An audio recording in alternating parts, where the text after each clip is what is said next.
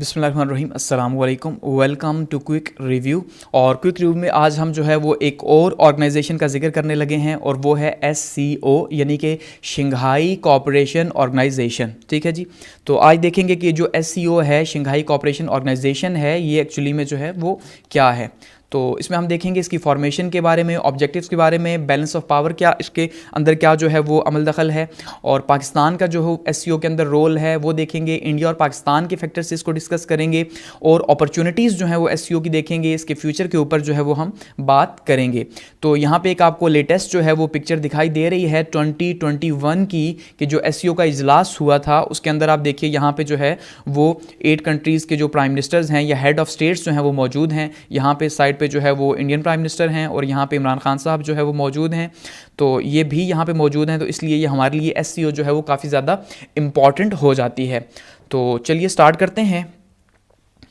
अब सबसे पहले तो देखिए जी, हम समझते हैं कि SCO एक्चुअली में है क्या, कि शंघाई कोऑपरेशन ऑर्गेनाइजेशन है क्या। तो सिंपली ये एक स्ट्रेटेजिक ऑर्गेनाइजेशन है। अगर आप इसको बहुत सिंपली समझिए तो ये सिक्योरिटी ऑर्गेनाइजेशन आप इसको कह सकते हैं। गो कि अब इसने अपने डायमेंशंस चेंज भी किए और उस पर काम भी कर रही है, लेकिन इसका जो बेसिक ऑब्जेक्टिव था सबसे पहले वो यही था कि जो सेंट्रल एशियन नेशंस हैं, यानी कि जो वस्त एशियाई रियासतें हैं, ठीक है जी, उन वस्त एशियाई रियासतों को जो है उनको प्रोटेक्ट करना। और ख़ास करके क्योंकि ये बनाई गई थी कोल्ड वॉर के बाद, इसकी कुछ बुनियाद रखी गई थी, तो उस टाइम पे जो है वो रशिया जो है उसका बहुत ज़्यादा इंटरेस्ट था और चाइना जो है इसका बहुत ज़्यादा इंटरेस्ट था कि किसी तरह से ये जो सेंट्रल एशियन नेशंस हैं यहाँ पे जो है वो USA यानी अमेरिका जो है वो अपना इन्फ्लुएंस ना बढ़ाए कोल्ड वॉर के बाद, क्योंकि रशिया उस टाइम पे जो सोवियत यूनियन था वो टूट चुका था। ठीक है,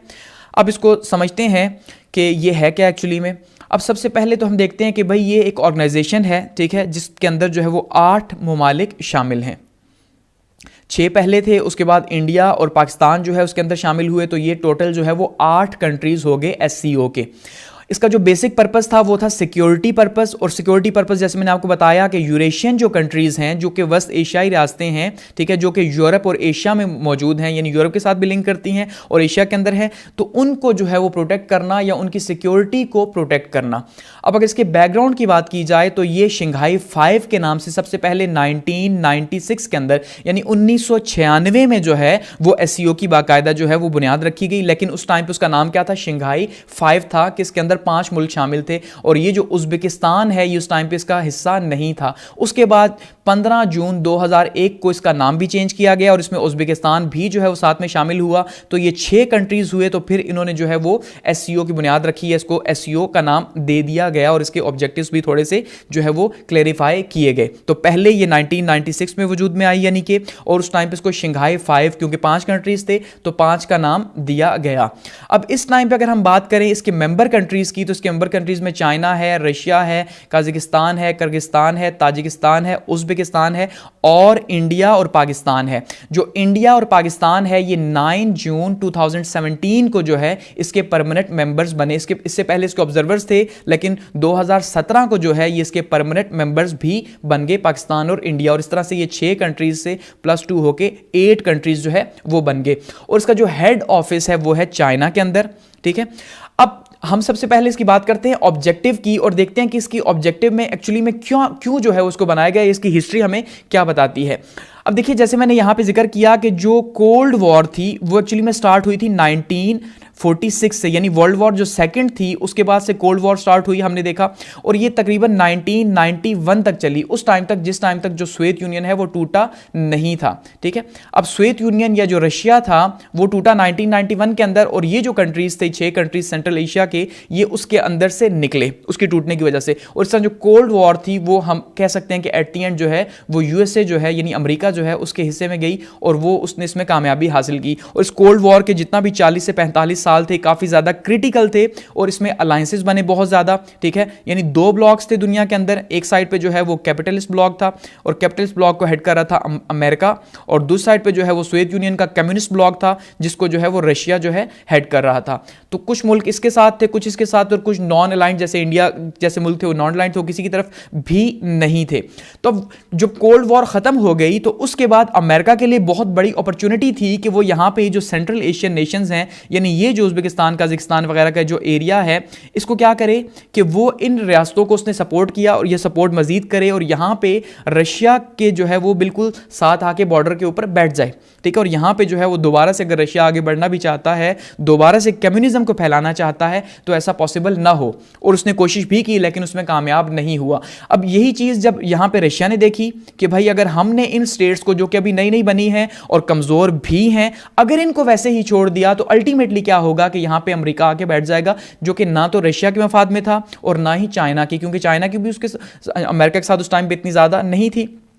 तो इस वजह से इन दोनों ने क्या कोशिश की कि इन दोनों ने इन स्टेट्स के साथ मिलकर एससीओ यानी एक ऑर्गेनाइजेशंस बना ली, ताकि यहां पे सिक्योरिटी के नाम के ऊपर अगर इनको कल को कोई थ्रेट होता है अमेरिका की तरफ से, तो ये इनको प्रोटेक्ट कर सके यहां पे और ये इन्हीं की निगरानी के अंदर ही रहे। तो एक्चुअल जो पर्पस था वो यही था। कोल्ड वॉर के बाद जो है इनकी बुनियाद डाली गई या शंघाई 5 की बुनियाद डाली गई। तो ये थी इसकी हिस्ट्री और इसका जो पर्पस था एक्चुअली में वो म्यूचुअल सिक्योरिटी ही था कि यार ये जो सेंट्रल एशियन नेशंस हैं इनकी सिक्योरिटी सबसे इंपॉर्टेंट है और सिक्योरिटी के फैक्टर के अंदर इन्होंने कॉपरेशन करनी थी कि भाई कोई भी जो है वो थर्ड कंट्री जो है ये ना समझे कि ये नई नई रियासतें बनी हैं तो इनके लिए जो है वो आसान अपॉर्चुनिटी है कि इनको जो है वो ट्रैप में लो, तो इस पर्पज़ के लिए बनी। इसके अलावा जो है इनका political, social, economic, technological, cultural, energy और एजुकेशन के जो सेक्टर्स हैं इसके अंदर भी जो है वो इनकी आपस में कॉपरेशन मौजूद है। यानी जो बेसिक पर्पस है, जो प्राइमरी कॉज है, वो प्राइमरी कॉज तो सिक्योरिटी ही है कि सिक्योरिटी जो है उसको ही प्रोटेक्ट करना, लेकिन उसके साथ साथ पॉलिटिकली कोई इश्यूज हैं, सोशली जो इनकी सोसाइटीज को कनेक्ट करना है, इकोनॉमी के हवाले से बिजनेस फोरम मौजूद हैं, टेक्नोलॉजी जो है एक दूसरे के साथ शेयरिंग है, कल्चर जो एक्सचेंज तो हो ही रहा है, एनर्जी के फैक्टर में क्योंकि यहां पे हम जानते हैं कि मिडिल ईस्ट के बाद ये सबसे बड़ा एरिया है जहां पे एनर्जी मौजूद है, और एजुकेशन सेक्टर में यहां पे काम करना है, ये इनके ऑब्जेक्टिव्स में शामिल है। अब जैसे बैलेंस ऑफ पावर का मैंने जिक्र किया कि ये बैलेंस ऑफ पावर क्योंकि एक साइड पे नेटो थी, ठीक है जी,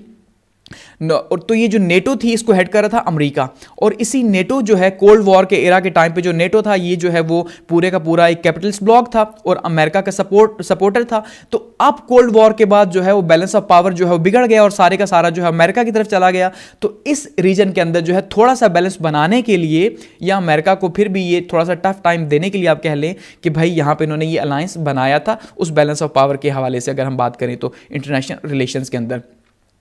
अगर एससीओ के स्ट्रक्चर की बात करते हैं कि इसका स्ट्रक्चर क्या है, तो हेड्स ऑफ स्टेट जो कौंसिल, स्टेट कौंसिल हैं वो सबसे हाईएस्ट बॉडी है, यानी कि जितने भी कंट्रीज हैं, जो 8 कंट्रीज हैं, इनके जो हेड्स हैं उनकी कौंसिल जो है वो सबसे हाईएस्ट बॉडी है और वही डिसीजन लेती है और साल में एक बार जो है उनकी मुलाकात होती है। जैसे मैंने कहा 2021 के अंदर आपने पीछे पिक्चर देखी भी कि मुलाकात हुई, और वही जो है वो ऑब्जेक्टिव्स तय करते हैं। वो क्या डिस्कस करते हैं जी, सिक्योरिटी के हवाले से डिस्कस करते हैं, पॉलिटिक्स के हवाले से, इकोनॉमी के हवाले से, और जितने भी इंपॉर्टेंट इश्यूज होते हैं, म्यूचुअल इश्यूज जो होते हैं या वर्ल्ड इश्यूज जो होते हैं उनके हवाले से डिस्कस करते हैं और जो अपने टारगेट्स हैं उनको जो है वो सेट करते हैं, ठीक है। और इसके अलावा भी जो दूसरी मीटिंग्स हैं वो भी जो है हर लेवल के ऊपर होती हैं। अब ऐसा नहीं कि सिर्फ जो है वो हेड्स की काउंसिल जो है इन्हीं की मीटिंग साल में एक बार जो है वो होगी, ऐसा हरगिज नहीं है, बल्कि जो बाकी जो हर लेवल के ऊपर है, जैसे इकोनॉमी के हेड हैं तो इकोनॉमी के हवाले से मुलाकात हो रही है, पॉलिटिक्स के हवाले से मुलाकात, आपस में जो म्यूचुअल जो इनकी बातचीत है वो हर टाइम पे जो है वो पूरा साल ही जारी रहती है। इसका जो सेक्रेटरीट है वो बीजिंग है, चाइना के अंदर, ठीक है, यानी चीन के अंदर जो है इसका सेक्रेटरीट मौजूद है, और रीजनल काउंटर टेररिज्म स्ट्रक्चर जो है वो मौजूद है ताशकंद के अंदर, यानी जो क्योंकि सिक्योरिटी पर्पस के लिए है और खास करके जो अफगानिस्तान की जो कंडीशन बनी हुई है पिछले 20 साल से, तो उसके लिए जो है ये काउंटर टेररिज्म का जो स्ट्रक्चर इनका बना हुआ है वो ताशकंद के अंदर है, ठीक है। आगे बढ़ते हैं। अब यहां पे आगे बढ़ने से पहले आप यहां पे ये देखिए इस मैप के अंदर कि इस मैप के अंदर ये जो है ये मेंबर कंट्रीज हैं, ये 8 जो है ये मेंबर कंट्रीज हैं, और इसके अलावा जो ऑब्जर्वर स्टेट्स हैं इस टाइम पे उसमें अफगानिस्तान है, बेलारूस है, ईरान है और मंगोलिया है। ये इस टाइम पे ऑब्जर्वर स्टेट्स हैं और किसी भी टाइम पे जो है इनको परमानेंट मेंबरशिप जो है वो दी जा सकती है और इस ग्रुप से ये इस ग्रुप में आ सकते हैं। इसके अलावा जो डायलॉग पार्टनर्स हैं जो इसके साथ बातचीत हो रही है, ठीक है, उसमें नेपाल है, श्रीलंका है, टर्की है, कंबोडिया है, अजरबैजान है और आर्मीनिया है। और जो गेस्ट आते हैं वो जो ऑर्गेनाइजेशंस हैं, जो गेस्ट हैं वो ये ऑर्गेनाइजेशंस हैं जो कि आती हैं और अटेंड करती हैं, उनके पूरे सेशंस को देखती हैं और कवर अप देती हैं, ठीक है। अब एससीओ जो है इसकी अगर बात करें इदारों की, तो उसमें सबसे इंपॉर्टेंट जो हमारे पास आता है वो है जी एससीओ इंटरबैंक कंसोर्शियम। ये जो एससीओ इंटरबैंक कंसोर्शियम है इसको 2005 के अंदर 26 अक्टूबर को इसको बनाया गया और इसका जो पर्पस था वो पर्पस प्योरली जो है वो बिजनेस पर्पस था, ठीक है। यानी कारोबार के लिए जो है एक ऐसा सिस्टम बनाया गया, एक ऐसा बैंक बनाया गया, म्यूचुअल बैंक बनाया गया, ठीक है, कि जो है वो सपोर्ट कर सके इन कंट्रीज के अंदर जो है वो किसको जी, बिजनेस को, और बिजनेस की फंडिंग कर सके। अब हम जानते हैं बिजनेस के लिए कैपिटल चाहिए, कैपिटल, और एक मुल्क से अगर दूसरे मुल्क में आप बिजनेस करते हैं तो वहां पे उसके लिए फिर टेक्निक्स भी और फिर बहुत से और भी मसले मसाइल होते हैं। तो इसलिए उसको सॉल्व करने के लिए इन एससीओ कंट्रीज के बीच में और उनको फंडिंग करने के लिए कि कोई भी जो स्टेट स्पॉन्सर जो उन्होंने प्रोजेक्ट स्टार्ट किए हैं, तो अगर बिजनेस को स्टार्ट करते हैं या बड़े बड़े बिजनेस फर्म जो है वो उस पे काम करती हैं, तो उसके लिए ये जो है वो इंटरबैंक कंसोर्शियम इन्होंने वजूद में आया 26 अक्टूबर 2005 को।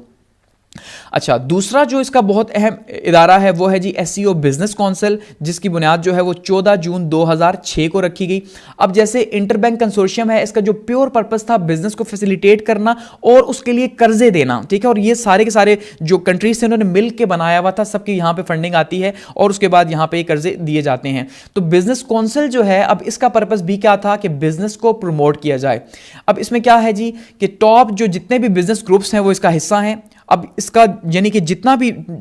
8 मुल्क हैं, इन 8 ममालिक में, पहले तो 6 थे, तो वो सारे के सारे जो उनके जितने भी टॉप बिजनेस ग्रुप्स हैं वो उसका हिस्सा हैं कि जब भी उनकी मीटिंग्स होती हैं तो उन मीटिंग्स में वो शिरकत करते हैं और वहाँ पे जो है वो नए बिजनेस के बारे में बातचीत होती है। उसका गोल क्या है, बायलैटरल बिजनेस, यानी कि एक मुल्क से दूसरे मुल्क में जो बिजनेस हो रहा है, ठीक है, तो उस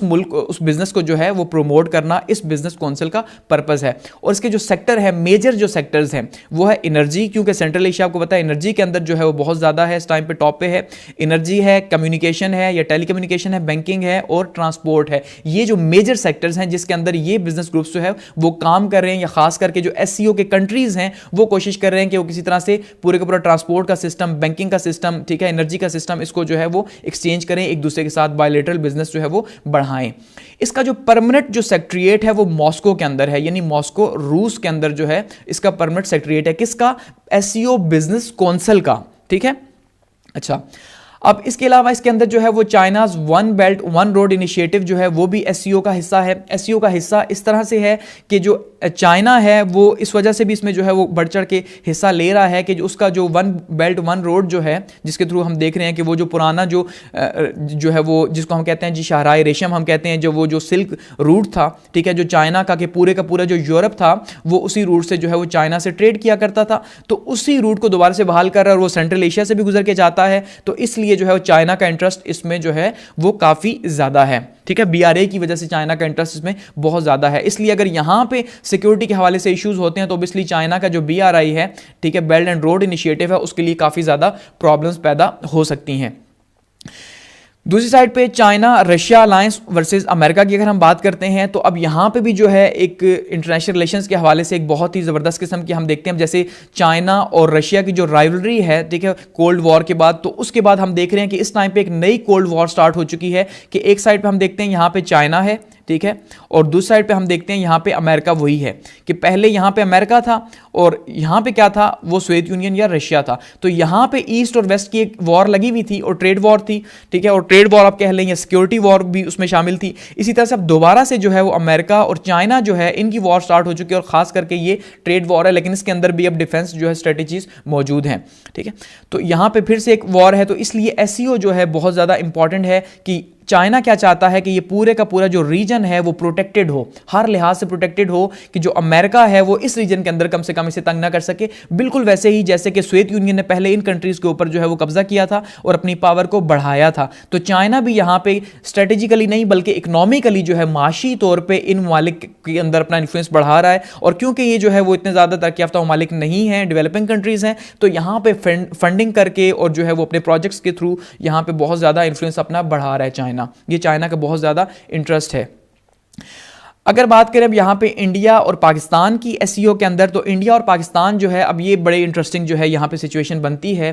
कि अब यहाँ पे इंटरेस्टिंग सिचुएशन क्या बनती है कि अब देखिए जो चाइनीज सपोर्ट है वो पाकिस्तान के लिए हम ये जानते हैं, एक तो सीपैक की वजह से है क्योंकि बीआरआई का प्रोजेक्ट जो मेन प्रोजेक्ट है वो सीपैक है जो पाकिस्तान से गुजर रहा है। दूसरा इसलिए भी कि चाइना और पाकिस्तान जो है वो हमेशा से जो है वो स्ट्रेटेजिक पार्टनर भी रहे और इकोनॉमिक पार्टनर भी रहे। तो जो पाकिस्तान परमानेंट मेंबर बना 2017 के अंदर, क्योंकि 2005 के अंदर ये ऑब्जर्वर था, तो उसके बाद से 2017 में बना तो वो चाइना की वजह से बना, यानी चाइना की सपोर्ट थी। अब दूसरी साइड पे जब चाइना पाकिस्तान बना तो अब इंडिया के लिए भी प्रेशर था और पाकिस्तान इंडिया ने भी बनना था, तो इंडिया को जो सपोर्ट हासिल थी वो रशिया की थी, क्योंकि इंडिया का जो जितने भी अलायंसेस हमने देखे हैं खास करके मिलिट्री के हवाले से स्ट्रेटेजिक अलायंसेस, वो जो है वो हमेशा से रशिया के साथ रहे हैं 1947 के बाद से ही, और पाकिस्तान के 1947 के बाद से ही जो है वो चाइना के साथ रहे। यानी कि पाकिस्तान की अगर हम बात करें तो उसको सपोर्ट किया चाइना ने, ठीक है, और अगर इंडिया की बात करें तो उसकी एससीओ में जो सपोर्ट है वो रशिया की वजह से है। तो वहां पे भी जो है वो किसी ना किसी सूरत में जो है हमें एक खिंचाव देखने को मिलता है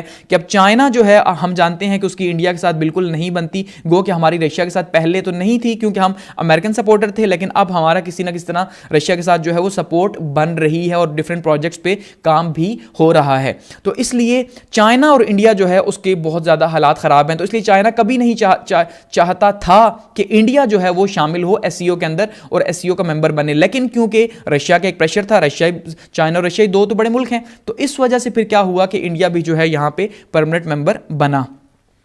अब यहां पे देखिए कि इस सिनेरियो में अगर हम देखते हैं तो यहां पे सार्क वर्सेस एससीओ का हम कंपैरिजन कर सकते हैं। कैसे कर सकते हैं सार्क वर्सेस एससीओ का, कि सार्क के अंदर जो है, जो सार्क है साउथ एशिया है, उसके अंदर भी 8 ही कंट्रीज हैं, और एससीओ जो है उसके अंदर भी जो है वो 8 ही कंट्रीज है, दोनों के अंदर 8 कंट्रीज हैं। यहां पे अगर देखते हैं सार्क के अंदर, ये सार्क का मैप आप यहां पे देखिए, तो सार्क के मैप के अंदर जो सबसे इन्फ्लुएंशियल कंट्रीज हैं वो 2 ही हैं, एक इंडिया है और दूसरा पाकिस्तान है, ठीक है। और सार्क इस टाइम पे जो है वो पैसिव हो चुकी है, यानी वो एक्टिव नहीं है। उसकी वजह कि उस टाइम पे सार्क में जो मोनोपोली है वो इंडिया की ही है, सबसे ज्यादा जो फायदा है वो सार्क का इंडिया का ही है, और पाकिस्तान जो है वो इंडिया के रिलेशंस की वजह से, पाकिस्तान इंडिया के रिलेशन की वजह से ये सार्क जो है उस तरह से फंक्शनल नहीं या वर्किंग नहीं, क्योंकि हमने इंडिया के साथ तो ट्रेड बैन की हुई है अपनी। तो इसका मतलब ये है कि यहां पे हम इंडिया और पाकिस्तान आपस में ट्रेड नहीं कर सकते या एक दूसरे के साथ रिलेशन नहीं रख सकते, जो सार्क के फोरम पे पहले रखे जा रहे थे। लेकिन अब हमें एक अल्टीमेट फोरम मिला 2017 के बाद, और वो है एससीओ, ठीक है। तो ये जो एससीओ है, अब यहां पे भी पाकिस्तान और इंडिया शामिल हैं, तो ये सार्क का हम कह सकते हैं एक अल्टरनेटिव है, कि सार्क जो है वो उसका ज्यादा जो प्रेशर था वो ईस्ट की साइड पे था, और ये जो सारे का सारा है इसका जो प्रेशर है वो वेस्ट की साइड पे है, कि ये जो कंट्रीज हमारे पास आते हैं, इन कंट्रीज में जो है पाकिस्तान अपने आप को आगे फैला सकता है, और ये पाकिस्तान के लिए बहुत ज्यादा फायदेमंद है, इंडिया से भी ज्यादा फायदेमंद है। तो यहां पे अगर हम फिर देखते हैं तो फिर वो जियो इकोनॉमिक्स पूरे का पूरा एक विजन पाकिस्तान का रिफ्लेक्ट करता है, खास करके जो पाकिस्तान ने अपनी जो नेशनल सिक्योरिटी पॉलिसी है उसके हवाले से जो बात की है, तो उसमें अब पाकिस्तान ने जो अपना रोल चेंज किया जियो स्ट्रेटेजिक से जियो इकोनॉमिक में, ठीक है। कि जियो स्ट्रेटेजिक क्या था कि पहले हमने जितने भी पहले 70-75 साल में हमने जो पॉलिसीज बनाई वो अपनी सिक्योरिटी के हवाले से बनाई, क्योंकि हमें सिक्योरिटी थ्रेट्स थे खासकर इंडिया की वजह से। हमने अपनी आर्मी को स्ट्रांग किया, हमने जो है वो उसके अल्टीमेट जो है वो इकोनॉमी को लूज किया, मार्शल लॉ लगे हमारे मुल्क में क्योंकि आर्मी स्ट्रांग थी, ऑब्वियसली कश्मीर इशू की वजह से और इंडिया की वजह से। तो हमने सिक्योरिटी की वजह से अमेरिका के साथ रिलेशन रखे और अमेरिका से असला रहते रहे, इमदाद लेते रहे। लेकिन अब हमने जो है वो पूरी की पूरी एक डायनामिक चेंज की और अब हम चाइना के साथ चले गए कि चाइना जो है वो इकोनॉमी के ऊपर बात करता है, तो हमने इकोनॉमी में उसके पार्टनर बन गए, सीपेक में उसके पार्टनर बन गए। तो अब हमारा जो जियो इकोनॉमिक विजन है पाकिस्तान का, उसके लिए एससीओ बहुत ज्यादा सपोर्टिव है, क्योंकि एक साइड पे एससीओ है, दूसरी साइड पे ईसीओ है। ये दोनों ही सेंट्रल एशियन नेशंस जो हैं वो उनको लिंक कर रही हैं, और एससीओ का भी पाकिस्तान पार्ट है अब, और ईसीओ का भी पाकिस्तान पार्ट है, जिसमें मैं ऑलरेडी डिस्कस कर चुका हूं। तो इसका मतलब यह है कि सेंट्रल एशिया पाकिस्तान के लिए एक बहुत बड़ी मंडी जो है वो साबित हो सकता है एज कंपेयर टू इंडिया। कि अगर यहां पे अफगानिस्तान का जो फैक्टर था, अगर पास्ट की बात करें तो इंडिया को फायदा था। क्यों? कि अफगानिस्तान के अंदर जो है वो इन्फ्लुएंस इंडिया का था, तो सेंट्रल एशियन जो मार्केट थी वो इंडिया उसे देख रहा था। लेकिन इस टाइम पे क्योंकि यहां पे जो इन्फ्लुएंस अफगानिस्तान के अंदर तालिबान की वजह से अब वो पाकिस्तान का है, तो अल्टीमेटली इसका मतलब ये सेंट्रल एशिया भी जो है वो पाकिस्तान यहां पे बिजनेस कर सकता है, एससीओ के फॉरम से भी और ईसीओ के फॉरम से भी, और ये पूरे का पूरा एक बेल्ट बन सकता है जहां पे पाकिस्तान नई जो है वो जियो इकोनॉमिक स्ट्रेटेजी के थ्रू बहुत ज्यादा कामयाबी हासिल कर सकता है। तो जियो स्ट्रेटेजिक जो है वो थी इंडिया की साइड पे, और जियो इकोनॉमिक जो है वो सेंट्रल एशिया की साइड पे है। और वो जो सार्क से जो है हम जो हासिल नहीं कर सके, तो ईसीओ से हम उसे हासिल कर सकते हैं। अब यहाँ पे जैसे मैंने कहा, अफगानिस्तान एक बहुत इंपॉर्टेंट सिक्योरिटी इशू है और सिक्योरिटी थ्रेट भी है एससीओ के लिए। क्यों? क्योंकि एससीओ के सारे कंट्रीज जो है चाहते हैं कि सेंट्रल एशिया जो है, ये जितने भी एससीओ के कंट्रीज हैं ये सारे के सारे एक हो जाएं और यहाँ पे ट्रेड को आगे बढ़ाएं। लेकिन अफगानिस्तान जो है यहाँ पे बिल्कुल बीच में, इस एससीओ के दिल के अंदर जो है उसके हालात बहुत ख़राब हैं। तो अगर वहाँ पर हालात ठीक नहीं होते तो उसका जो असर है वो क्या होगा, वो पूरी पूरी एससीओ कंट्रीज के ऊपर आएगा और दहशतगर्दी इन कंट्रीज़ के अंदर भी फैलेगी, इसलिए उसके हालात को ठीक करना एक बहुत बड़ा मेजर चैलेंज है इन कंट्रीज़ के लिए। ठीक है, तो एशिया के अंदर जो हालात हैं वो चेंज हो रहे हैं, और एशिया बिल्कुल जैसे यूरोप के अंदर आपने देखा यूरोपीय यूनियन बनी हुई है, ठीक है, बिल्कुल इसी तरह से यहाँ पे डायनामिक्स हमें देखने को मिल रहे हैं। सिर्फ इंडिया और पाकिस्तान को अगर हम छोड़ दें तो बाकी जो है हमें देखने को मिलता है।